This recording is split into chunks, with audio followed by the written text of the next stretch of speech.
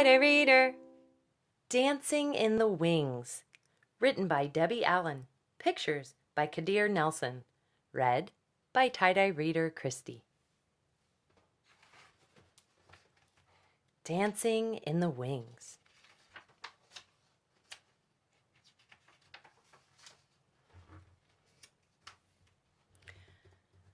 Ever since I was born and could see, everywhere I looked, I saw dance. In the clouds as the wind blew them across the sky, in the ripples on a pond, even in the sea of ants marching up and down their hills. Dance was all around me. Dance was me. My mom calls me sassy because I like to put my hands on my hips and because I always have something to say. Well, if you had feet as big as mine, you'd understand why.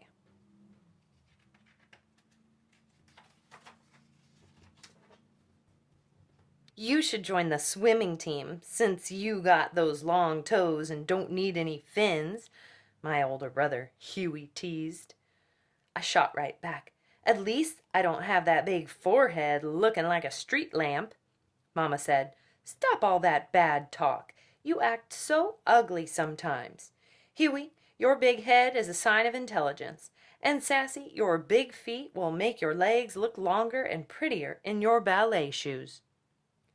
My legs were longer, all right, so long that when I went to Tinju, point my toe at the bar, I tripped Miss Catherine, our teacher, who was coming down the line, looking the other way. Splat! She landed under the piano, her legs up in the air. Ooh, it was so funny. Even she had to laugh. "Sassy," she called out, "I'm going to tie orange bows on those big feet." "Sorry, Miss Catherine," I answered, "but if you don't wear your glasses, you still won't see them." One thing for sure, because of my long legs and big feet, I could jump higher and spin faster than anyone else.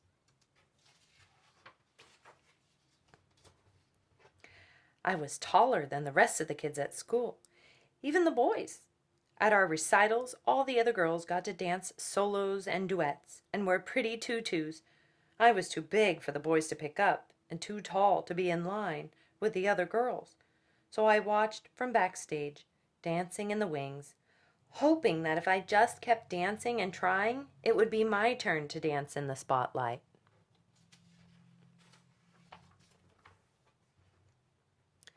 One day at the end of ballet class, Miss Catherine announced, "Mr. Debato from the Russian school is coming next week to look for talented young people for the Summer Dance Festival in Washington, D.C." The whole room turned into a whirlpool of excitement as the sign-up sheet was posted. Everyone wanted to try, especially me. But as I wrote my name down, I heard two girls, Molly and Mona, giggle. Mona said, "Oh, please, she'll never make it. They said talent, not a tyrannosaurus." My heart seemed to stand still. For once, I had nothing to say. I couldn't hide the tears I felt welling up in my eyes, so I just grabbed my dance bag and ran to the parking lot.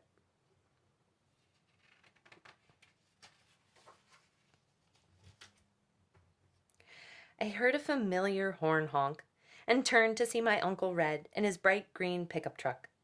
Uncle Red had the whitest, tight, curly hair, smelled of cigars, and every day wore something red.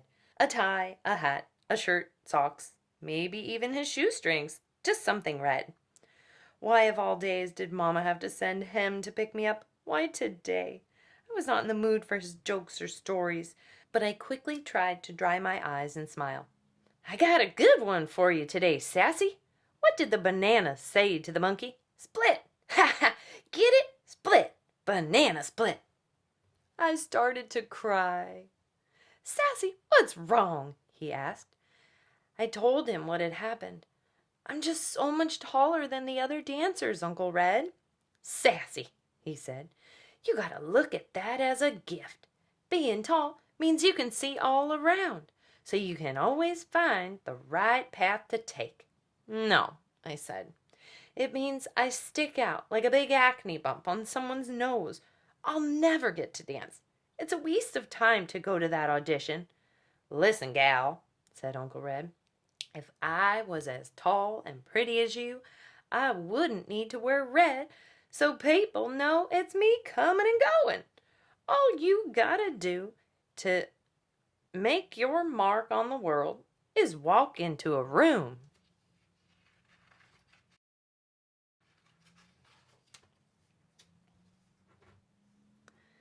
By the time I got home, Uncle Red had cheered me up, had me laughing and feeling better. As I got out of his truck, he waved goodbye, calling out, "Make your mark, girl." Huey and his football friends stopped playing. Huey yelled out, "Hey, Sassy, why don't you come and play with us? We need a goal post." His little, mean, ugly friends laughed.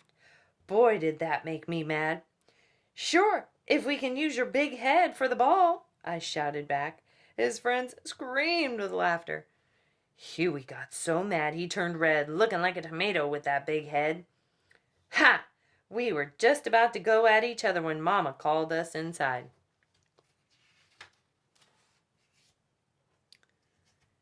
Late that night, I lay awake, staring out my window and thinking about Uncle Red's words. I could see myself dancing on the Milky Way, swirling like a twinkling shooting star. Next thing I knew, I was talking to myself out loud. I'm going to that audition, big feet and all.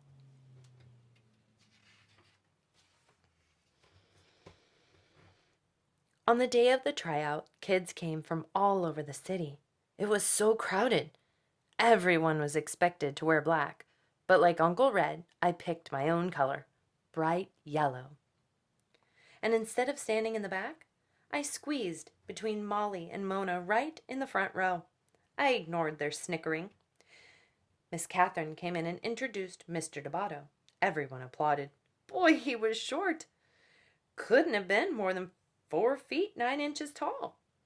He started walking down the rows, pacing back and forth, just looking at us. Then he stopped right in front of me and said, "Young lady, why are you wearing that loud yellow leotard? I need to put on sunglasses to see anybody else.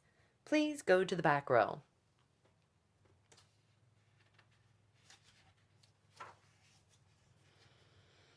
Molly whispered, "See ya, wouldn't want to be ya." At least he noticed me, I snapped. I put my hands on my hips and walked to the back. The first round of the audition was center floor exercises. Mr. Debato walked around, prodding and poking, making corrections. He stopped once and looked right at me, but didn't say a thing. I held my breath as he dismissed almost half the kids after the first round, but not me.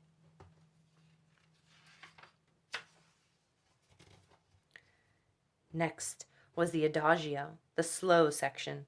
I stood as close to Mona as I could get and whispered, "Your little skinny short legs are gonna look like chicken wings next to mine." "I'd rather look like a chicken than a turkey like you with that long neck," she answered. "Talk to the hand," I told her. I took my leg up so high it got stuck. Luckily, I could balance on my other big foot, so I just held it until Mr. Debato remarked, "Young lady, the exercise is finished." "Oh," I jumped out of position. "Show off," Molly grunted. "Gobble, gobble," Mona imitated a turkey. Then came the leaps across the floor. I took off like Jackie Joyner-Kersee in the long jump at the Olympics. With one leap, I sailed in the air past all the other girls. Molly and Mona watched, looking pea-green with envy. When I finished, Mr. Debato yelled, "Young lady, you must learn to dance to the music. Up on the count of 1, down on the count of 3. 3, not 5. You have the rhythm of a troglodyte. Again!" I was crushed. As I passed Mona to get back in line, she said, "Next time, bring your big butt down by 3. "Your mama," I said. Ooh, did I wish I was a wizard. I'd turn them into 2 big fat frogs in tutus trying to hip-hop.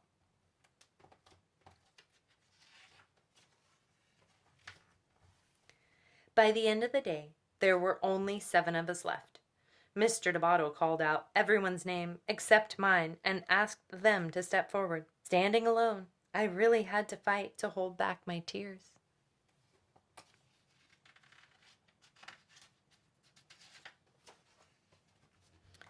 Then I heard him say, "Thank you all for coming today. Keep working, keep trying. You are dismissed." Mr. Debato said to me, "Sassy, you have a great deal of potential. You have beautiful long arms and legs, but you flail about with no control. You must learn to use your feet better, and timing. We have a lot to do when you come to Washington this summer. But please, please leave that loud yellow leotard at home. All you need do to be noticed is walk into a room." Dismissed. He walked out. Jumping and shouting, I ran to the parking lot. "I made it! I made it, Mama! I made it!" Guess who was there to pick me up? Mama, Uncle Red, Huey, and half his football team piled in the back of the green truck on their way to a game. Everybody was so proud of me. Even Huey. "You go, Miss Bigfoot." "Thank you, Mr. Bighead," I said. We all laughed.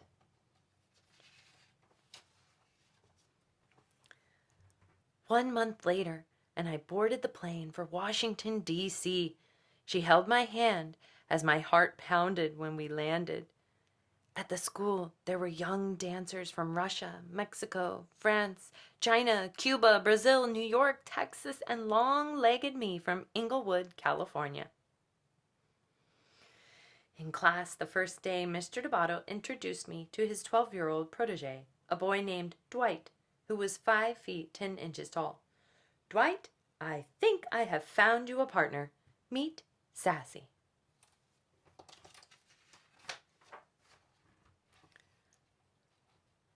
Mama was right. Being tall wasn't so bad after all, and neither was having a big head. By the end of the summer, Huey had won the grand prize at Space Camp in Alabama, and I got to dance a duet with Dwight in the summer concert. When Dwight lifted me high in the air, I felt like I was dancing on the Milky Way, me and my big feet, making my mark on the world.